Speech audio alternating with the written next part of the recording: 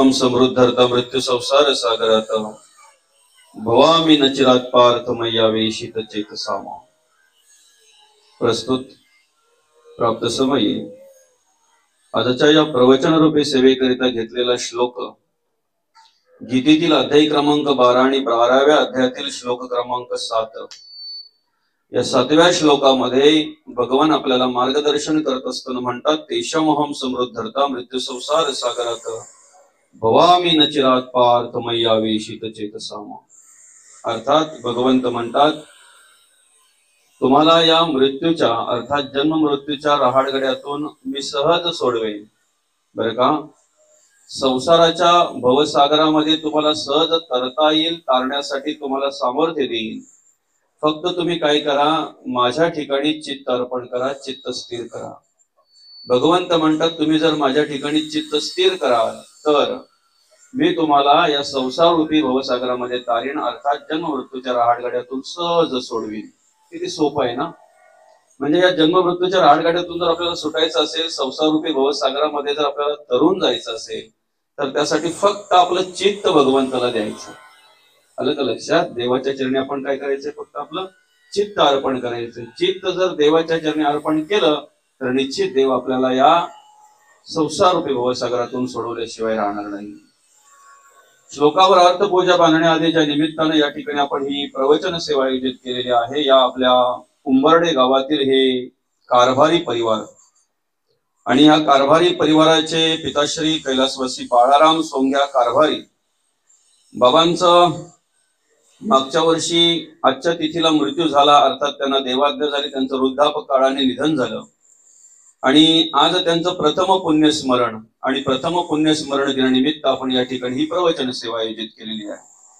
बाबांच्या पश्चात आमचे मगन दादा असतील, त्याचप्रमाणे शकुंतलाताई असतील, नंदाताई असतील, त्याचप्रमाणे ह्या कारभारी परिवारातील आमचे रामदास दादा असतील, बबन दादा असतील, पिंटेश दादा असतील आणि विशेष करून आमच्या बाबांच्या धर्मपत्नी शेवंतबाई आमच्या आजी, अशा प्रकारे हा संपूर्ण कारभारी परिवार आणि अप्तेष्ट खऱ्या अर्थानं बाबांनी अतिशय चांगल्या प्रकारे या ठिकाणी कार्य केलं। आपल्या मुलांवर चांगल्या प्रकारे संस्कार केले, मुलांचं संगोपन केलं आणि खऱ्या अर्थाने या ठिकाणी वागत असताना, कार्य करत असताना अतिशय शांत स्वभावाचे असलेले बाबा कधी कोणाला वाईट मोडले नसतील, कधी कुठल्याही प्रकारे त्यांच्याकडून वाईट कर्म घडली नसतील।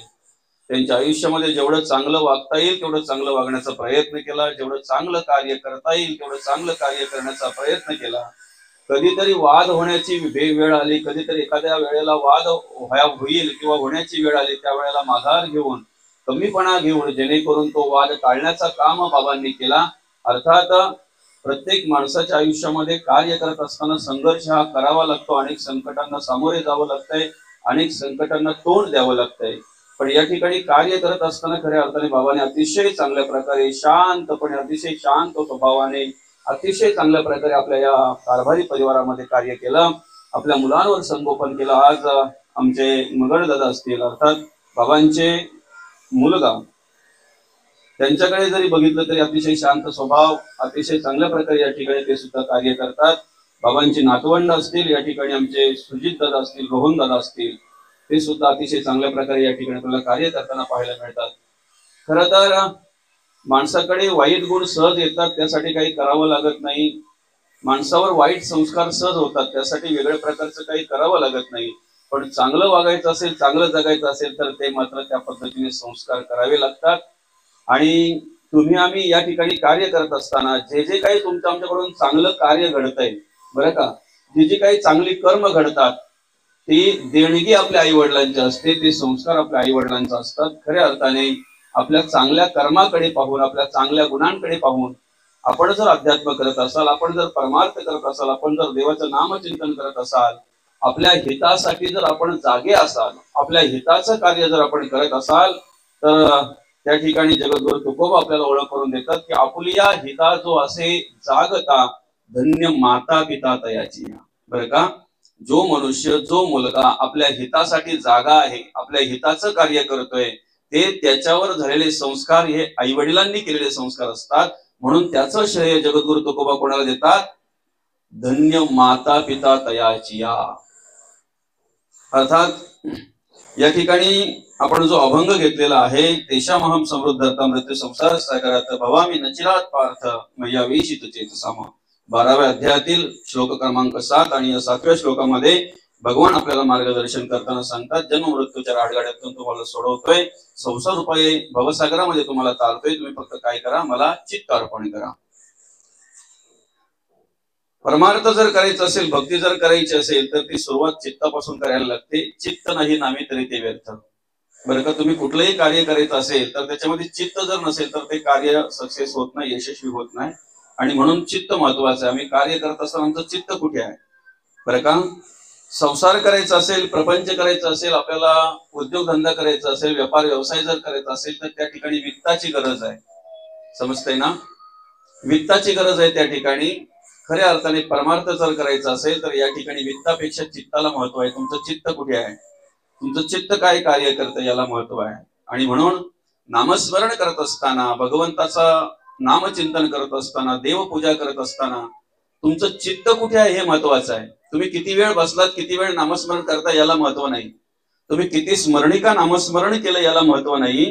ते नामस्मरण करत असताना तुमचं चित्त कुठे आहे त्या चित्ताला महत्व आहे. तुम्ही परमार्थ करत असताना तुमचं चित्त कुठे आहे ते चित्ताला महत्व आहे. कुठलंही कार्य करत असताना चित्ताला खूप महत्व आहे. आणि म्हणून भगवंत म्हणतात, ते चित्त तुम्ही मला अर्पण करा. जर चित्त तुम्ही मला अर्पण कराल तर निश्चित तुम्हाला या जन्ममृत्यूच्या राडगाड्यातून मी सहज सोडवीन. अशा प्रकारे भगवंत आपल्याला मार्गदर्शन करतात, जाणीव करून देतात.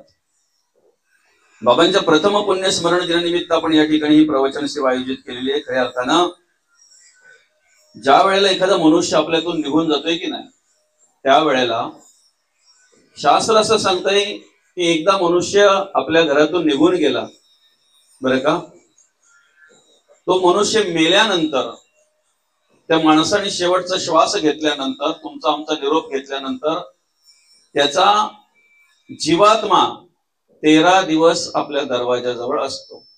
बरं का, पुराण सांगतंय, शास्त्र सांगतंय.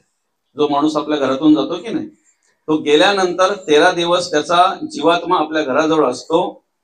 आता अर्थात प्रेत योनीमध्ये प्रवेश केल्यानंतर त्या ठिकाणी तो 13 दिवसानंतर त्याचा प्रवास यमलोकाकडे चालू होतो. 13 दिवसानंतर. म्हणून आपण बघा काय करतोय, दशपिंड पाडतोय.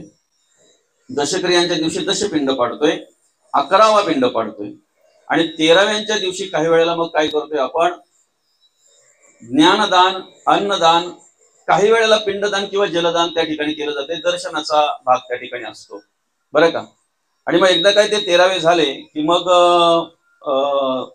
13 दिवसानंतर जो मनुष्य आपला गेलेला आहे त्याचा यमलोकाकडे प्रवास सुरू होतो. आता हे बाबांचं प्रथम पुण्यस्मरण आहे, पहिलं पुण्यस्मरण आहे. बघा, ज्या वेळेला मनुष्य यमलोकाकडे प्रवास करतोय की नाही, वाटचाल करतोय की नाही, त्यावेळेला त्याला यमलोकाला जाईपर्यंत 1 वर्षाचा कालावधी लागतो. किती? 1 वर्षाचा कालावधी लागतो, बरं का. म्हणजे आजच्या दिवसाला, प्रथम पुण्यस्मरणाला बाबांचा प्रवास यमलोकीचा संपलेला आहे, म्हणून आपण पुण्यस्मरण करतो. बरं, हे माझ्या पदरचं मी सांगत नाही, बरं का, पुराणामध्ये आहे, शास्त्रामध्ये असं सांगितलेलं आहे. आता पुण्यस्मरण केलं जातंय, पापाचं नाही, बरं का. माणूस माणसाच्या आयुष्यामध्ये दोन्ही प्रकारचे कर्म करतोय, पापही आणि पुण्यही. पापाचं स्मरण केलं जात नाही. स्मरण कसलं केलं जातंय?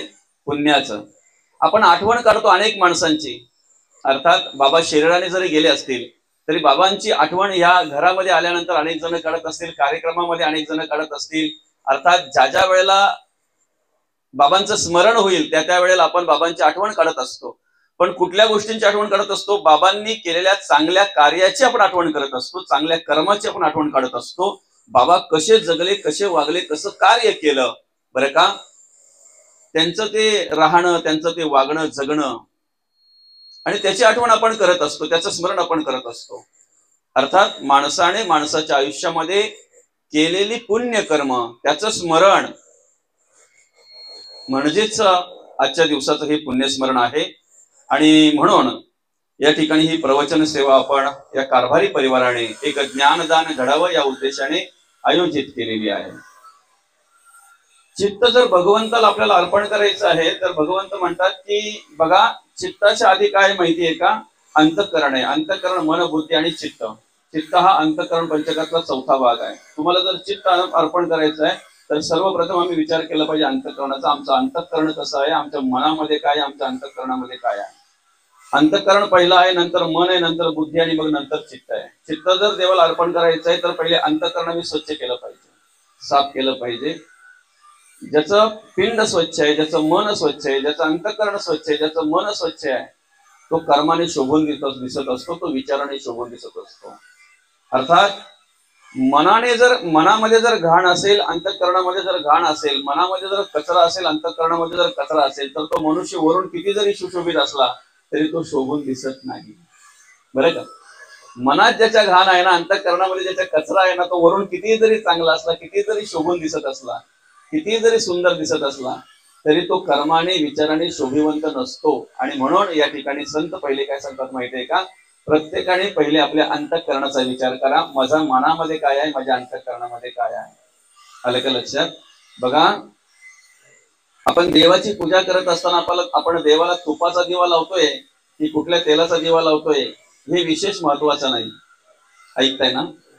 देवाची पूजा करत असताना आपण देवाला तुपाचा दिवा लावतोय की कुठल्या वेगळ्या तेलाचा दिवा लावतोय हे विशेष महत्वाचं नाही. दीप प्रज्वलन आपण करतोय आपल्या परिस्थितीप्रमाणे, हे महत्वाचं आहे. तुम्ही देवाला अगरबत्ती ओवाळताना ते किती सुगंधी अगरबत्ती ओवाळताय, किती महागडी अगरबत्ती ओवाळताय, की कशा प्रकारची ओवाळताय हे महत्वाचं नाही. तुमचं मन प्रसन्न व्हावं म्हणून तुम्ही देवाच्या पुढ्यात ती अगरबत्ती ओवाळताय हे महत्वाचं आहे. आलं का लक्षात? देवाला कुठली देवपूजा आवडते याची ओळख करून देत असताना संत म्हणतात, तुम्ही तुमच्या डोळ्यातून देवाला पाहणं ही देवपूजा देवाला आवडते. आलं लक्षात? तुम्ही तुमच्या कानातून देवाचं ऐकणं ही देवपूजा देवाला आवडते. हे तुम्ही तुमच्या मुखातून भगवंताचं नामचिंतन करावं, भगवंताचं नामस्मरण करावं. तुम्हाला जेव्हा स्तुती करायची असेल ना, जेव्हा तुम्हाला स्तवन करायचं असेल ना, त्यावेळेला एखाद्या माणसाचं स्तवन करण्यापेक्षा, एखाद्या माणसाची स्तुती करण्यापेक्षा ज्या वेळेला तुम्ही भगवंताचं स्तवन करताय, संतांचं स्तवन करताय ना, ही पूजा देवाला आवडत असते. सर्वांगाने आमच्या जी चांगली कर्म घडतात, उत्तमाची कर्म घडतात, बरं का, देवाचं, देशाचं आणि धर्माचं कार्य जे आमच्या सर्वांगाने घडतंय ना, ही पूजा देवाला आवडत असते. आणि म्हणून ती पूजा आपल्याकडून घडावी त्यासाठी आपण काय केलं पाहिजे, श्रवण करायचं असेल तर चित्त त्या ठिकाणी पाहिजे, पूजा करायची असेल, नामस्मरण करायचं असेल तर चित्त त्या ठिकाणी पाहिजे. आता भगवंत काय म्हणतात, तुम्हाला चित्त जर माझ्या चरणी तुम्ही अर्पण केलं, माझ्या चरणी जर स्थिर केलं, तर तुम्हाला जन्म मृत्यूच्या राहाडगाड्यातून सोडवी. आलं लक्षात? आता जन्म झालेला आहे, मृत्यूच्या राहाडगाड्यातून सोडवील म्हणजे मृत्यू चुकणार आहे का आपल्याला? कितीही जरी परमार्थ आपण केला तरी मृत्यू चुकणार आहे का? कितीही जरी नामस्मरण केलं तरी मृत्यू चुकणार आहे आपल्याला?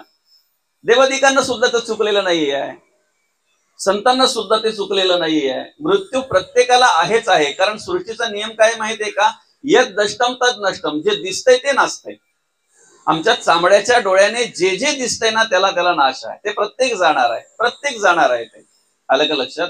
मग मृत्यू जर प्रत्येकाला आहे तर भगवंत काय म्हणतात, दादा परत होणारा जो जन्म मृत्यू आहे ना, ह्या राहाडगाड्यातून तुम्हाला सोडवतो. म्हणजे 84 लक्ष जीव योनीतून तुम्हाला मी सोडवतो, फक्त चित्त मला अर्पण करा.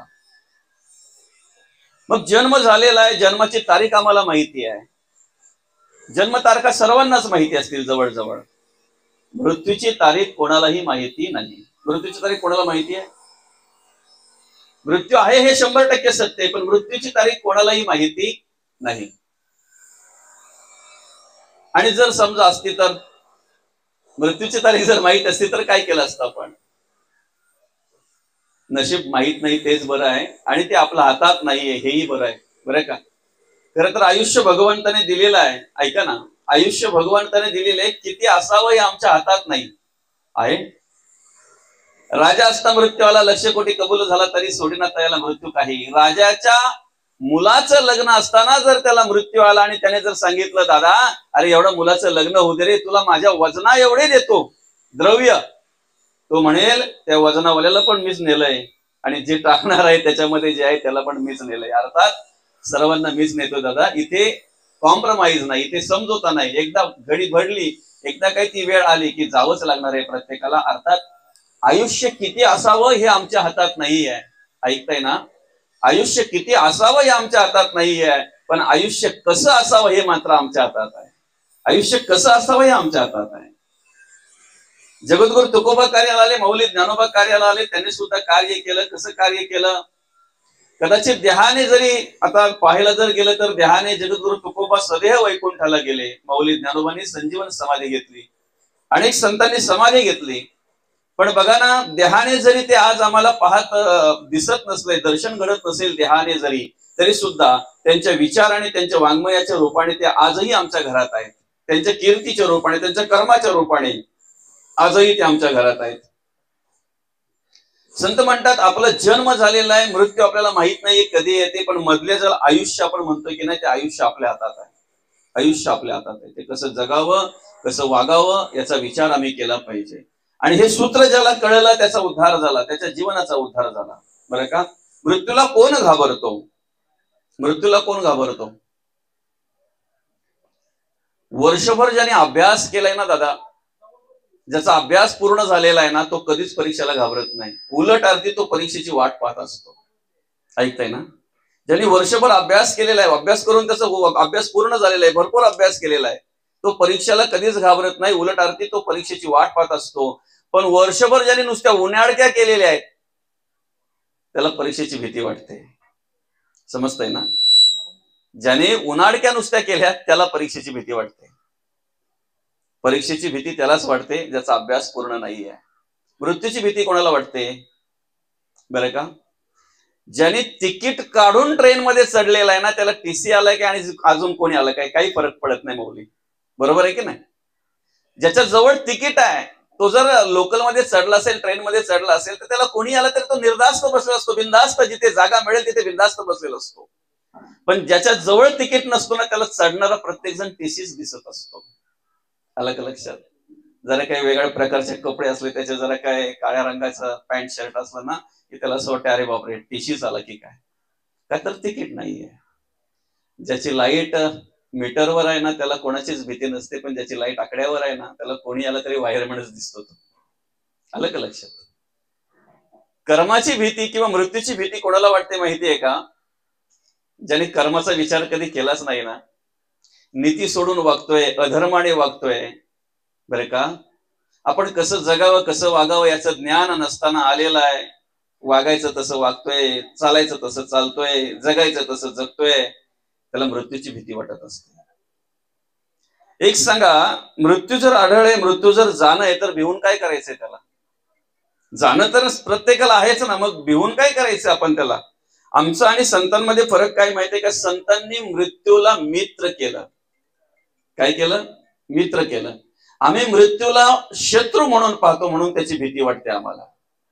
जाणं तर निश्चित आहे ना, एक ना एक दिवस प्रत्येकाला या जगाचा निरोप घ्यावाच लागणार आहे. प्रत्येकाची वेळ वेगवेगळी आहे, प्रत्येकाची वेळ वेगवेगळी आहे, प्रत्येकाचा टाइम वेगवेगळा आहे, प्रत्येकाची जाण्याची अवस्था वेगवेगळी आहे, पण जाणं निश्चित आहे. मग संत जर घाबरले नाही तर आम्ही का घाबरतोय? खऱ्या अर्थाने जर आमची कर्म, आमची तयारी जर असेल तर आम्ही घाबरणार नाही. आम्ही काय करतोय माहितीये का? आम्ही जगत वागत असताना आमच्या संसार प्रपंचासाठी भरपूर काही करतोय. बरं का? मौज मजा सगळ्या काही गोष्टी आम्ही करत असतो, पण ह्या सगळ्या करत असताना मी विचार करत नाही हे सगळं आम्ही करतोय आमच्या मुलाबालांसाठी, आमच्या बायको पोरांसाठी, आमच्या घरादारासाठी, आमच्या कुटुंबासाठी सगळं काय करतोय. माझ्या स्वतःसाठी मी काय करतोय कधीतरी माणसाने विचार करावा.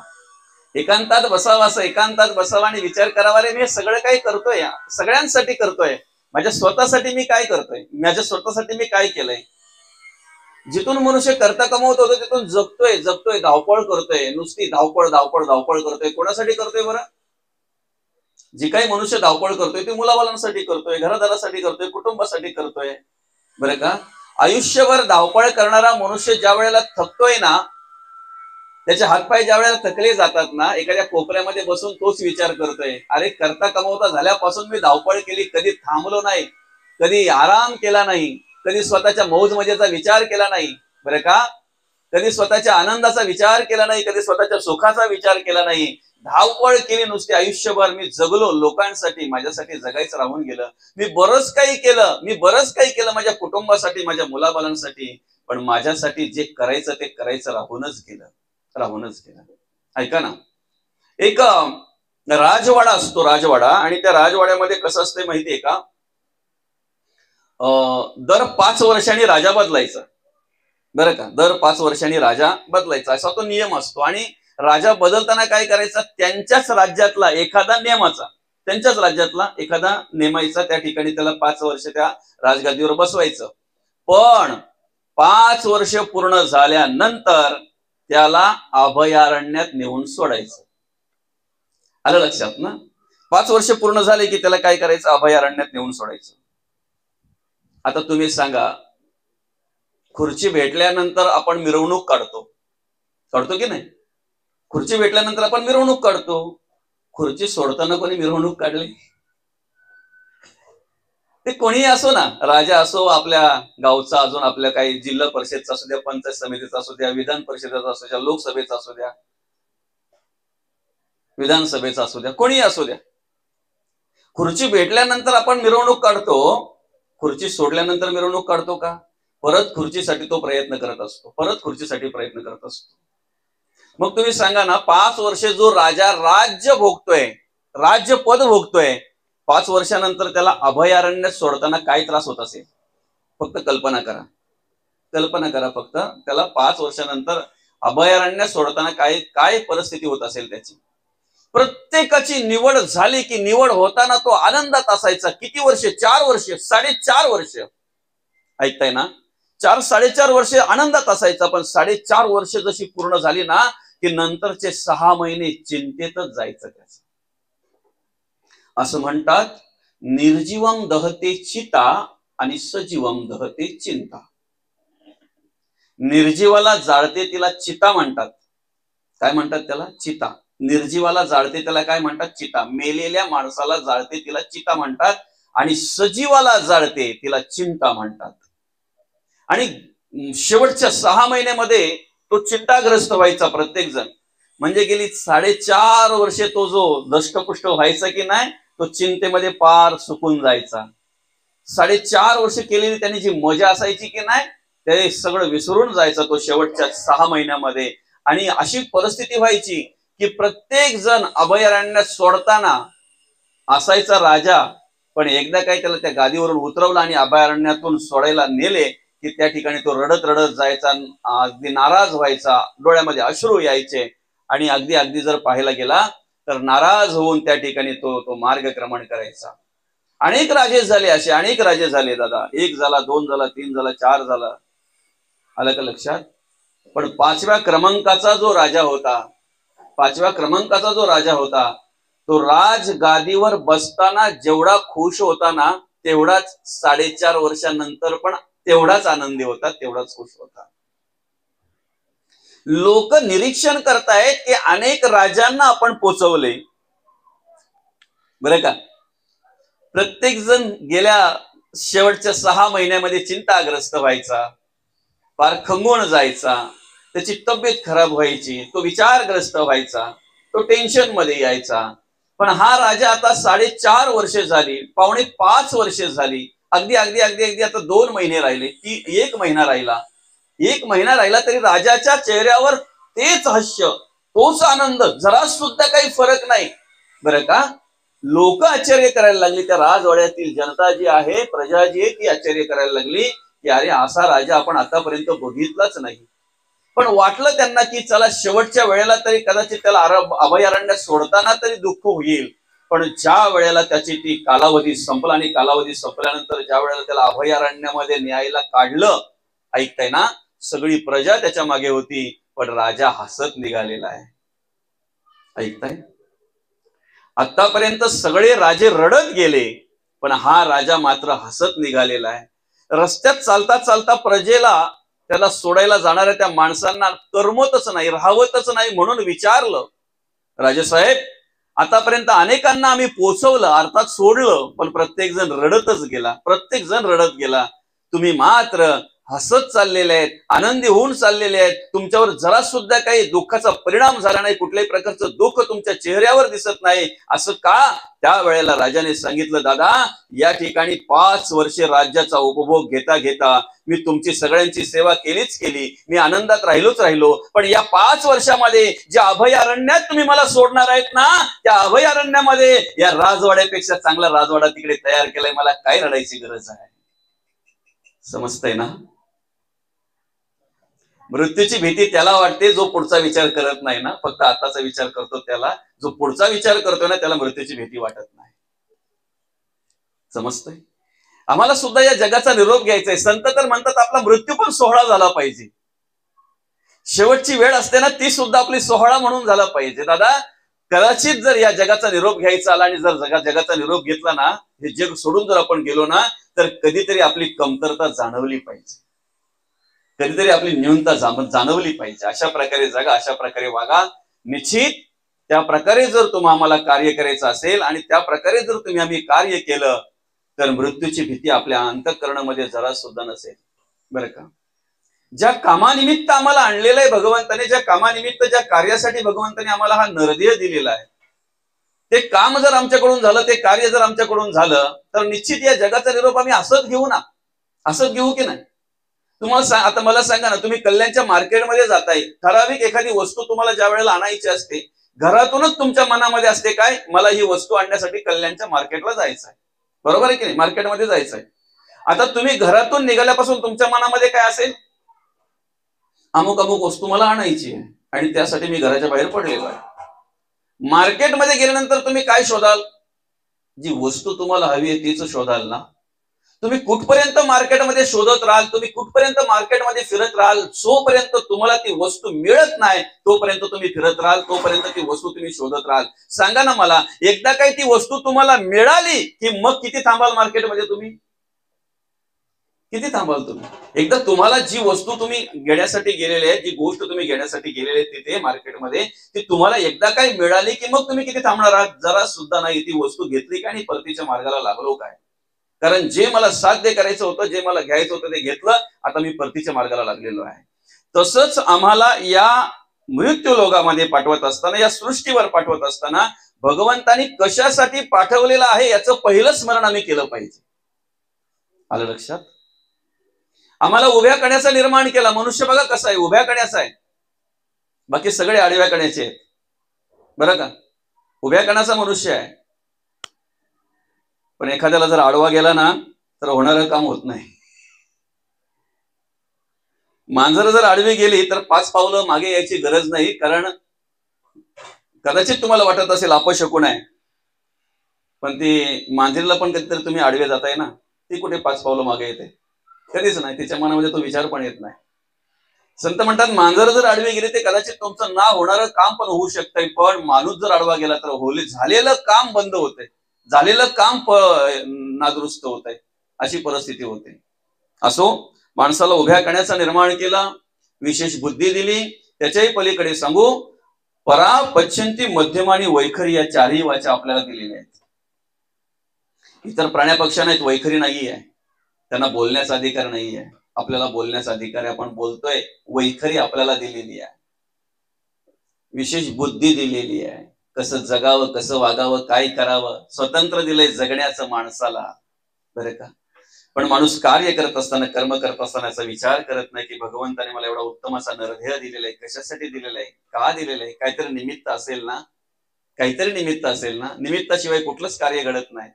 काहीतरी मला साध्य करायचं आहे ना. आलासी कोठोणी जासी कवण्या रे ठाया, घरदार नोहे तुझे अवघी लटकीच माया. सावध होई बापा, काळ लागला मापा, प्रपंची गुंतू नको, पाय बुडत असे पापा. त्रिकुट कोसल्याने घर सायास केले, दोन्ही द्वार लिंपून या आत गुंतो मेले.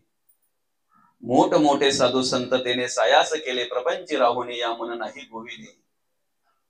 वेद शास्त्र पुराणे हाका मारिती लोका, गाफील निजताना काळ देईल धोका. म्हणून बोधला म्हणे तुम्ही हरिनाम जपा, लक्ष 84 तेणे चुकतील खेपा.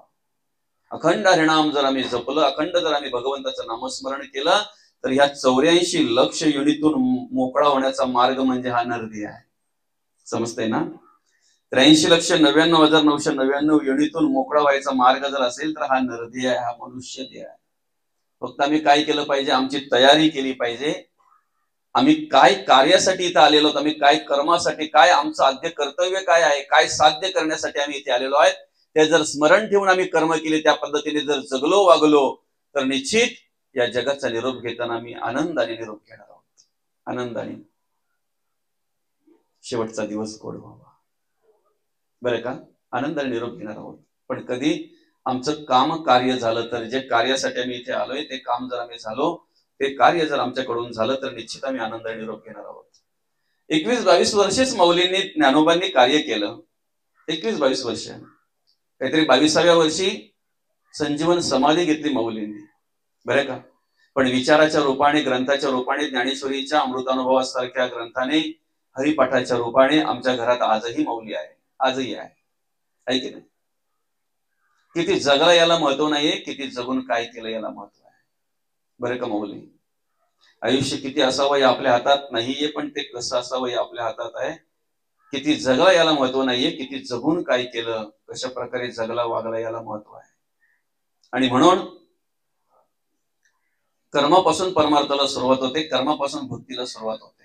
ती कर्म कशी घडावीत यासाठी आम्ही अभ्यास केला पाहिजे, यासाठी आम्ही संतांचं वाङ्मय वाचलं पाहिजे. संतांचं वाङ्मय जर वाचलं तर त्याच्यातून आम्हाला कळणार आहे आम्ही कसं जगावं, कसं वागावं. जे कार्य करण्यासाठी आम्हाला या ठिकाणी भगवंताने नरदेह दिलेला आहे, ते कार्य करत असताना खऱ्या अर्थाने आमच्या अंतःकरणामध्ये जाणीव निर्माण होते. धर्माचं कार्य घडलं जाते, नीतीने वागला जातो मनुष्य, परमार्थ घडला जातो, भक्ती घडली जाते. विष्णुमय जग वैष्णवांचा धर्म, भेदाभेद भ्रम मंगळ, सर्वत्र देवाची ओळख त्याला होते, सर्वत्र भगवंताची प्रचिती त्याच्या अंतःकरणामध्ये निर्माण होते. यालाच परमार्थ म्हणतात, यालाच भक्ती म्हणतात, यालाच परमार्थ म्हणतात.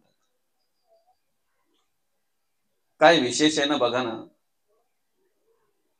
देवाची पूजा करणाऱ्याला, देवाचं नामस्मरण करणाऱ्याला जो देव सांभाळतोय, ऐकताय ना, देवाची पूजा करणाऱ्याला, देवाचं नामस्मरण करणाऱ्याला जो देव सांभाळतोय, नास्तिकाला सुद्धा तोच देव सांभाळतोय, वेगळा नाही. देव नाही म्हणणाऱ्याला सुद्धा तोच देव सांभाळतोय, वेगळा नाही. फक्त विचार केला पाहिजे. माझ्या एका प्रश्नाचं उत्तर द्या दादा. आपल्या घरामध्ये जर आपण एखादी वॉशिंग मशीन आणलेली आहे, बरं का, कपडे धुण्यासाठी एखादी वॉशिंग मशीन आणली आपण घरी, चांगली आहे, मस्त ऑटोमॅटिक आहे, 30-35 हजार रुपये खर्च करून, त्यांनी 35 हजार रुपये खर्च करून ती वॉशिंग मशीन आणलेली आहे. नवीन जर असेल तर माणसाला वेगळाच आनंद असतो, खरं आहे की नाही. नवीन वस्तू जर घरी आणली तर ती कोणीतरी बघायला यावं असं प्रामाणिकपणे वाटतंय की नाही, वाटतंय की नाही, प्रामाणिकपणे वाटतंय. कोणीतरी यावं, बघायला, विचारावं कितीची आणली, कशी आहे की नाही. आणि मग असं ती आणल्यानंतर ते कोणी आलं की ती बाई, ती महिला बिचारी किंवा तो पुरुष नेऊन दाखवायचा, वॉशिंग मशीन नवीन आहे, 35 हजाराची, ऑटोमॅटिक आहे, बरं का, 10 वर्षाची गॅरंटी आहे. काय बोलते ती, 10 वर्षाची गॅरंटी आहे, काही झालं तरी बदलून देणार, 10 वर्षाची गॅरंटी आहे. 35 हजार रुपये रोख मोजलेत. एक दिवस कपडे धुतले, दुसऱ्या दिवशी कपडे धुतले, तिसऱ्या दिवशी ती वॉशिंग मशीन बंद पडली, बरं का, तिसऱ्या दिवशी ती वॉशिंग मशीन बंद पडली. आता मला सांगा, बंद पडली, आपल्याला नादुरुस्त झाली असं कळलं, ती अर्थात बंद पडली असं समजलं, तर किती दिवस आपण तिला आपल्या घरात ठेवू? असं बोलू का आपण, चला 35 हजार खर्च केलेत, रोज आरती करता आली तरी पण चालेल, डोळ्यासमोर असते तरी बरोबर होईल, ठेवू आपण? नाही ना. उलट आरती रागाने, द्वेषाने, राग तर निर्माण होणारच आहे, कारण 35 हजार मोजले, 10 वर्षाची गॅरंटी आहे, तिसऱ्या दिवशी बंद पडले, समजतंय ना. आपण रागाने त्या डीलरला फोन करून काय सांगू माहितीये का, आत्ताच्या आत्ता घेऊन जा आणि नवीन आम्हाला आणून दे, नवीन आणून दे. बघायला पण म्हणजे बनवायची पण गरज नाही, कारण तिसऱ्या दिवशीच बंद पडले. जर तुझी एखादी वस्तू जर तिसऱ्या दिवशीच बंद पडते तर ती बनवून फायदा काय आहे? जशी आहे तशी घेऊन जा आणि नवीन आणून दे आम्हाला. ऐकताय ना. आता मला सांगा, ज्या कामासाठी आपण घरात आणलेली वस्तू, ते काम जर तिने केलं नाही तर ती वस्तू आपण 2 मिनिटं पण घरात ठेवत नाहीत. समजतंय ना, भाषा कळते ना तुम्हाला.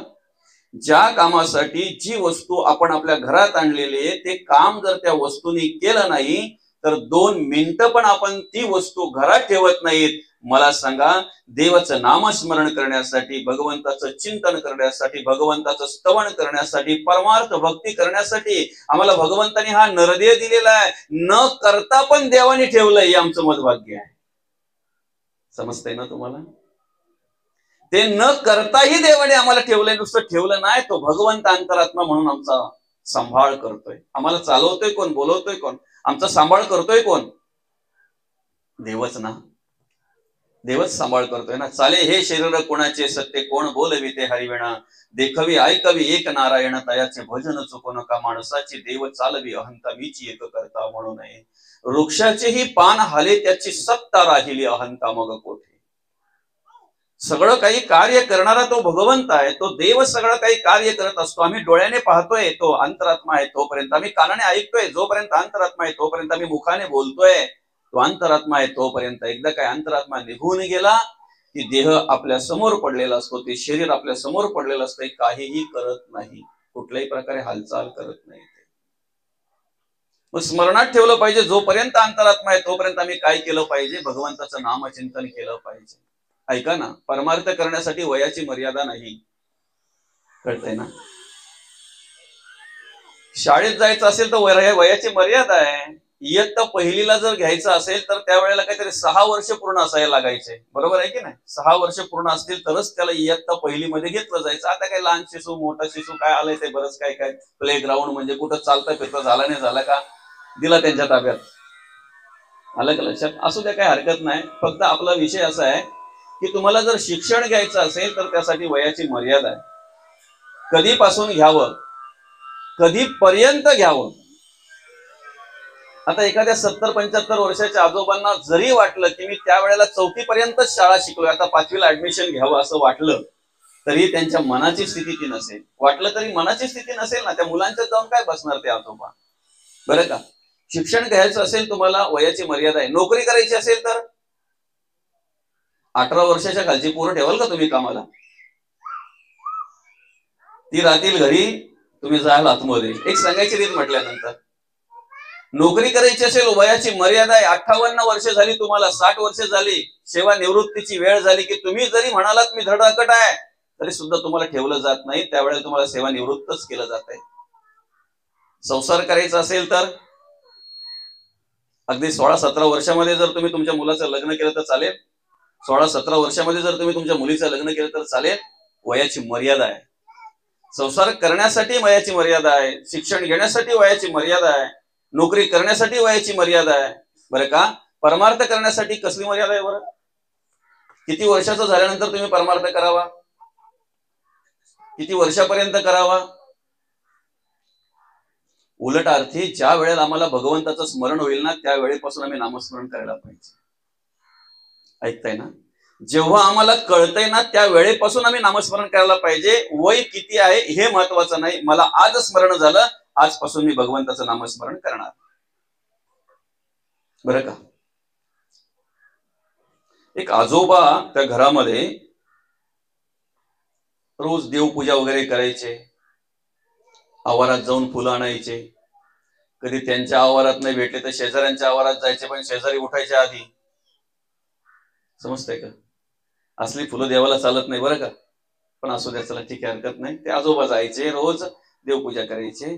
आता तो नातू पाहायचा, आजोबा रोज देवपूजा करतायत, आपण पण करायला पाहिजे, बरं का. कुठेतरी त्याला अगदी चांगला संघ झाला, मार्गदर्शन मिळालं, प्रवचन श्रवण केलं त्याने, कुठे कीर्तन श्रवण केलं, आणि त्याला असं वाटलं की चला आपणही सुरुवात करायला हरकत नाही, आपणही पूजा करायला हरकत नाही. रोज 8 वाजता उठणारा तो नातू, तो मुलगा, त्याच्या मनामध्ये आला आता 6 वाजता उठला, सगळं आवरलं त्याने. ऐकताय ना? 6 वाजता उठला, सगळं आवरलं त्याने. आवरल्यानंतर पूजेला सुरुवात केली, ग्रंथ वाचन करायला लागला, बसला, तो देवाचं नामचिंतन करायला बसला. रोज 8 वाजता उठणारा आज 7:30ला अभ्यासाला बसलेला आहे. ऐकताय ना? सगळं करून, सगळं आवरून 7:30 वाजता अभ्यासाला बसलेला आहे. 8:30-9 वाजेपर्यंत अभ्यास केला आणि मग शाळेमध्ये गेला. शाळेची वेळ झाल्यानंतर 1 दिवस झालं, 2 दिवस झालं, 3 दिवस झालं. 4थ्या दिवशी तो आजोबा काय बोलतोय माहितीये का त्या नातवाला? अरे मूर्खा, हे वय तुझं पूजा करण्याचं नाही. ऐकताय?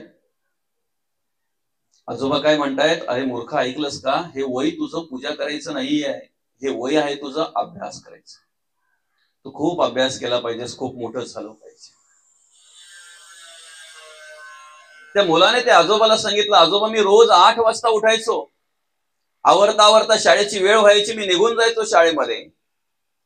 आज मी 6 वाजता उठतोय, 7:30 पर्यंत माझं सगळं काही करतोय, आवरतोय. 7:30 वाजता मी काय करतोय, अभ्यासाला बसतोय. 9 वाजेपर्यंत अभ्यास करतोय आणि मग शाळेची वेळ झाली की मग शाळेमध्ये निघून जातोय.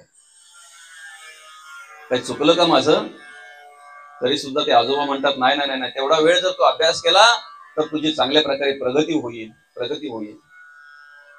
मग त्या नातवाने सांगितलं, मी परमार्थ करायचं कधी, मी देवाचं नामचिंतन करायचं कधी? तुम्ही म्हणताय हा वय तुझा नाही आहे, परमार्थ करण्याचा वय नाही आहे, देवदेव करण्याचा हा वय नाहीये तुझा, मग मी कधी करावं? मग त्यावेळेला त्यांनी सांगितलं, माझ्यासारखा म्हातारा झाला ना की मग तू देवदेव करायचं, मग तू देवपूजा करायची, मग तू देवाचं नामचिंतन करायचं, मग तू ग्रंथ वाचन करायचं.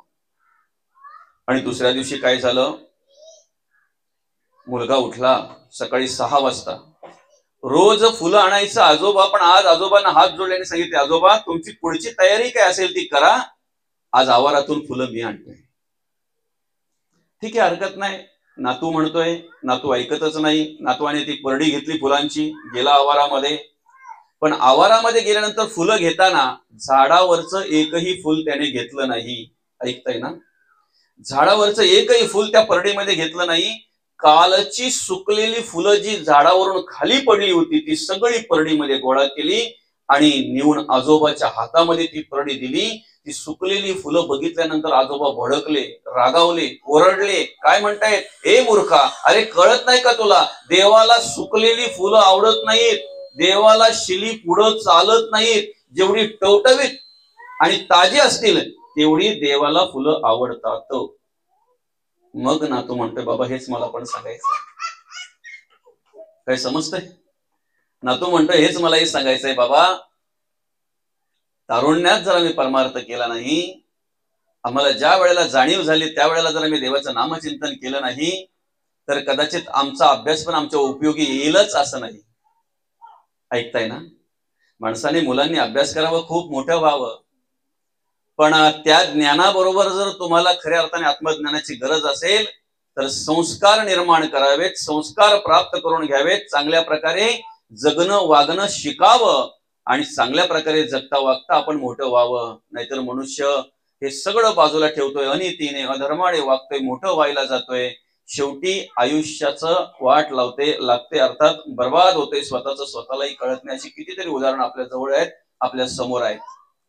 म्हणून परमार्थ कधी करावा, ज्या वेळेला आम्हाला समजलं, ज्या वेळेला आम्हाला जाणीव झाली त्या वेळेपासून भगवंताचं नामचिंतन आम्ही करावं, त्या वेळेपासून भगवंताचं नामचिंतन करावं. कारण सांगू का, या कलियुगामध्ये उद्धार करून घेण्याचा मार्ग अतिशय सोपा आणि साधा आहे, भगवंताचं नामचिंतन. देवाची ये द्वारी उभा क्षणभरी, तेणे मुक्ती चारही साधियल्या. सलोकता, समीपता, स्वरूपता आणि सायुज्यता, चारही मुक्ती प्राप्त करून देण्याचा अधिकार नामस्मरणामध्ये आहे, नामस्मरणात आहे. आणि म्हणून अखंड आम्ही काय केलं पाहिजे, भगवंताचं नामस्मरण केलं पाहिजे. आता ते नामचिंतन करताना आम्ही काय केलं पाहिजे, चित्त नाही नामी तरी ते व्यर्थ. तुम्ही किती वेळ किती तास नामस्मरण करताय याला महत्व नाही, तुम्ही किती वेळ नामस्मरण करताना, तुम्ही नामस्मरण करताना त्या ठिकाणी तुमचं चित्त आहे का याला महत्व आहे. तुमचं चित्त कुठे आहे मला सांगा ना. एखाद्या बाईचं चित्त जर संसारात नसेल तर त्या संसाराला काही महत्व आहे? आपण बोलतोय ना, भरपूर आहे पण चित्त संसारावर नाही आहे. एखाद्याकडे भरपूर आहे, भरपूर काही आहे, पण त्या पुरुषाचं चित्त जर त्या घरामध्ये नसेल, त्या संसारामध्ये नसेल तर त्याला महत्व आहे. बोललं जात आहे ना, अगं माझ्या मुलीचं अगं चांगलं झालंय, काय भरपूर भरपूर, काय अगदी सोन्यात पिवली आहे, अगदी ऐश्वर्यामध्ये लोळते, पण पुरुषाचं चित्त नाही संसारामध्ये, त्या घरामध्ये चित्त नाहीये पुरुषाचं. तसं परमार्थात जर आमचं चित्त नसेल, नामस्मरणामध्ये जर आमचं चित्त नसेल, देवपूजेमध्ये जर आमचं चित्त नसेल तर सगळं व्यर्थ आहे. आणि म्हणून ते चित्त स्थिर पाहिजे. आम्ही किती वेळ परमार्थ करतोय, आम्ही किती वेळ प्रवचन श्रवण करतोय, आम्ही किती वेळ कीर्तन श्रवण करतोय, त्यापेक्षा श्रवण करत असताना आमचं मन चित्त तिथे आहे का? नाहीतर शरीराने आम्ही बसलेलो असतो पण मनाने कुठे गेलेलो असतो बरं, आमचं मन कुठे भरकटत असते बरं. आणि म्हणून या ठिकाणी भगवंत म्हणतात, तेषामहं समृद्धता मृत्यू संसार सागरात भवामी नचिरात पार्थ मय्या वेशित चेतसा. अखंड आम्ही काय केलं पाहिजे, भगवंताचं नामचिंतन केलं पाहिजे, भगवंताच्या चरणी चित्त अर्पण केलं पाहिजे. जर चित्त अर्पण केला तर जन्म मृत्यूच्या रहाड गाड्यातून भगवंत आम्हाला सोडवते भगवंत. या संसार रूपी भवसागरामध्ये भगवंत आम्हाला तारतोय, देव आम्हाला तारतोय. फक्त आम्ही काय केलं पाहिजे? चित्त देवाच्या चरणी अर्पण केलं पाहिजे. आता संसार जर पाहिला तर संसार आहेच कसा? संसार म्हणजे दुःखाचे मूळ. कवयित्री म्हणतात, अरे संसार संसार जसा तवा चुल्यावर, आधी हाताला चटके मग मिळते भाकर. आलं का लक्षात? संसार माणसाचा कधीतरी पूर्ण झालाय का? खोटमध्ये पडलेल्या आजीला जाऊन विचारा, आजोबाला जाऊन विचारा, बाबा संसार पूर्ण झाला का? हातपाय चळचळा कापत असतात त्यांचे, त्यांनाच गॅरंटी नसते आता पुढचा श्वास घेईन की नाही घेईन, उद्याचा सूर्य पाहिन की नाही पाहिन, त्यांची त्यांनाच गॅरंटी नसताना सुद्धा ते म्हणतात, सुनेला अमुक सांग, पोराला अमुक सांग, याला हे सांग, त्याला ते सांग. एवढे संसारामध्ये गुंतलेले असतात, ते गुंतलेले असतात. खर तर आम्हाला जर या राहाडगाड्यातून मोकळं व्हायचं असेल तर आमच्या इंद्रियांना परमार्थाचं वळण लावून दिलं पाहिजे, नामस्मरणाचं वळण लावून दिलं पाहिजे. आम्ही जे आयुष्यभर कर्म करतोय ना, आम्ही जे अखंड जे जे काही करतोय ना, ते आम्हाला शेवटच्या वेळेला आठवत असते. ती कर्म, ते कार्य आमच्याकडून शेवटच्या वेळेला घडत असते. आणि जे आम्ही शेवटच्या वेळेला करतोय ना, म्हणजेच त्याची ओळख, त्याची जाणीव करून देत असताना आम्हाला 8व्या अध्यायामध्ये भगवंत जाणीव करून देतात 6व्या श्लोकामध्ये, बरं का. यम यम वापी स्मरण भावम त्यजत्यन्ते कलेवरम तम तमे व्यंती कुंते सदा तद्भाव भावितः. अर्थात तुम्ही तुमच्या आयुष्यामध्ये ज्याच्यावर प्रेम करताय, ज्याला जीव लावताय, ज्याच्याविषयी तुमच्या अंतःकरणामध्ये आवड निर्माण होते, तेच तुम्हाला शेवटच्या वेळेला आठवतंय.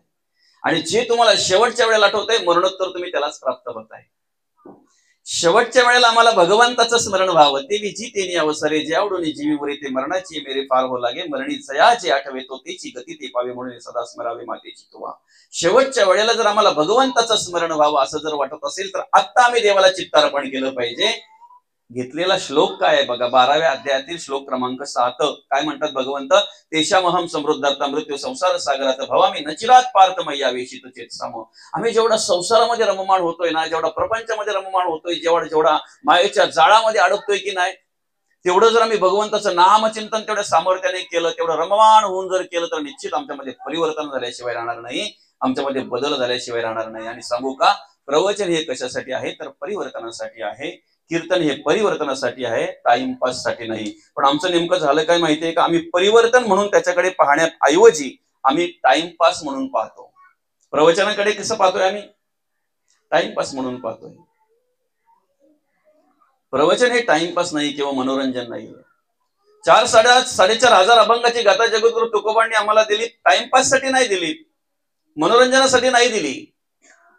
ही ज्ञानेश्वरी आहे, माऊलींनी आम्हाला दिली. अमृतानुभव ग्रंथ आम्हाला माऊलींनी दिला, हरिपाठ आम्हाला दिला. टाइमपास साठी दिलंय का? तुम्ही कधीतरी निवांत बसा, असं शांत बसा बघा, आणि हरिपाठातला प्रत्येक शब्द ना शब्द मनापासून वाचा. प्रत्येक अभंगातला प्रत्येक शब्द ना शब्द मनापासून वाचा. हरिपाठ म्हणजे माणसाचा मॅन्युअल गाईड आहे, माहिती पुस्तिका. तुम्ही एखादी वस्तू ज्या वेळेला तुमच्या घरी आणता, उपकरण, त्यावेळेला ते कसं हाताळायचं तुम्हाला माहिती नसेल तर त्याच्या बरोबर असलेली माहिती पुस्तिका तुम्ही काढता, बरोबर आहे. मॅन्युअल गाईड म्हणतात त्याला. त्याच्यात जसं सांगितलं असेल तसं तुम्ही ती हाताळता, सक्सेस होते, यशस्वी होते हाताळण्यामध्ये, बरोबर आहे की नाही. आमचा देह भगवंताने आम्हाला कशासाठी दिलेला आहे, त्याने त्याचं आद्य कर्तव्य काय, त्याने काय कार्य केलं पाहिजे, हे जर आम्हाला पाहायचं असेल, शोधायचं असेल, तर हरिपाठ म्हणजे मॅन्युअल गाईड आहे, माहिती पुस्तिका आहे. आम्ही त्याच्यामध्ये पाहावं, आम्ही त्याचा अभ्यास करावा आणि त्याप्रमाणे आम्ही जगण्याचा, वागण्याचा प्रयत्न करावा. आमचा जीवनाचा उद्धार झाल्याशिवाय राहणार नाही. म्हणून हरिमुखे म्हणा, हरिमुखे म्हणा, पुण्याची गणना कोण करेल. अखंड जर आम्ही नामस्मरण केलं ना, अखंड जर नामस्मरण घडलं, तर निश्चित आमचा शेवटचा दिवस गोड झाल्याशिवाय राहणार नाही. कारण का माहितीये का, शेवटचा दिवस आम्हाला माहिती नाही आहे. शेवटचा दिवस कसा असेल तेही आम्हाला माहिती नाहीये, पण शेवटचा दिवस आहे हे मात्र 100% सत्य आहे. आम्हाला हा जग सोडून जावं लागणार आहे, आम्हाला जगाचा निरोप घ्यावा लागणार आहे. एवढं जर आम्ही स्मरणात ठेवून जगलो, वागलो, बरं का, सगळे वाद त्याच दिवशी मिटले जातील. मला जायचं आहे एक दिवस एवढं स्मरणात मनुष्य ठेवील ना, सगळे वाद मिटले जातील त्याच दिवशी. काय करायला लागेल तो? अरे 7 दिवसात जाणार आहे एवढं म्हटल्यानंतर त्याच्यामध्ये एवढं परिवर्तन झालं